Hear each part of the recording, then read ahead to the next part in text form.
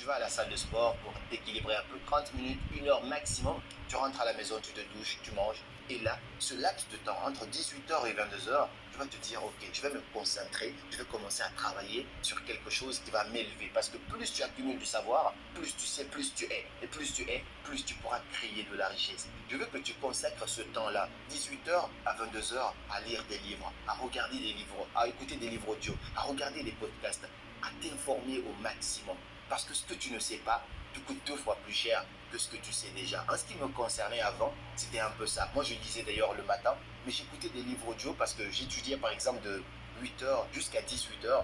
18h, je devais arriver au boulot à 19h, j'avais un vélo électrique au Futuroscope, je devais bosser. Je mettais mon casque, je mettais des livres audio dedans. Tout au long du trajet, 45 minutes de vélo, j'écoutais des livres audio à l'aller. Donc ce laps de temps-là, je me chargeais d'informations. Finalement, aujourd'hui, quand j'ouvre ma bouche, les gens disent « Waouh, mais comment t'as appris tout ça ?» Mais parce que j'ai profité de ce laps de temps-là, au lieu de regarder, écouter de la musique, regarder des séries Netflix, je connais des gens même dans leur voiture, ils regardent des séries. Et si tu transformais cela à écouter des livres audio, à voir plusieurs informations, cela pourrait te changer la vie. Donc tu commences toujours par l'étape du savoir, ne cours pas d'abord après l'avoir. Une fois que tu as compris cela, tu auras franchi un grand gap. Je t'explique encore quelque chose de plus concret. C'est parce que les gens sont ignorants qu'ils se retrouvent pauvres après avoir gagné des millions d'euros. Je te donne un exemple très concret par rapport aux footballeurs. On a appris que beaucoup de footballeurs qui ont généré des millions et des millions d'euros, plus tard, quand ils ont fini leur carrière, ils sont broke, ils n'ont plus d'argent.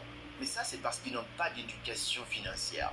Un exemple tout bête encore dans cela, c'est-à-dire que quelqu'un qui gagne des centaines de millions d'euros, moi, tu me laisses gérer tes finances, je te demanderai juste chaque année, donne-moi juste 1 million d'euros pour que j'investisse pour toi. Mais si tu n'as pas d'informations sur la crypto-monnaie, sur la bourse, sur l'immobilier, alors que ce sont les vrais piliers d'enrichissement, finalement, tu vas claquer tout ton argent et à la fin, tu vas te retrouver broke.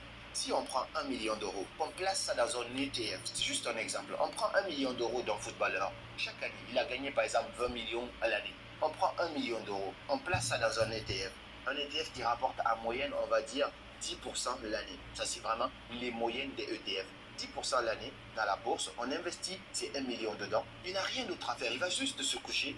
Seulement les 1 million, surtout les millions qu'il a, en 20 ans, c'est-à-dire quand il aura fini sa carrière, les 1 million là l'auraient rapporté en moyenne 6 730 000 euros en 20 ans. Et comme c'est des intérêts composés, si on part encore sur 30 ans, les 1 million qu'il aura investi aujourd'hui, en 30 ans, l'aurait rapporté en moyenne 17 millions d'euros.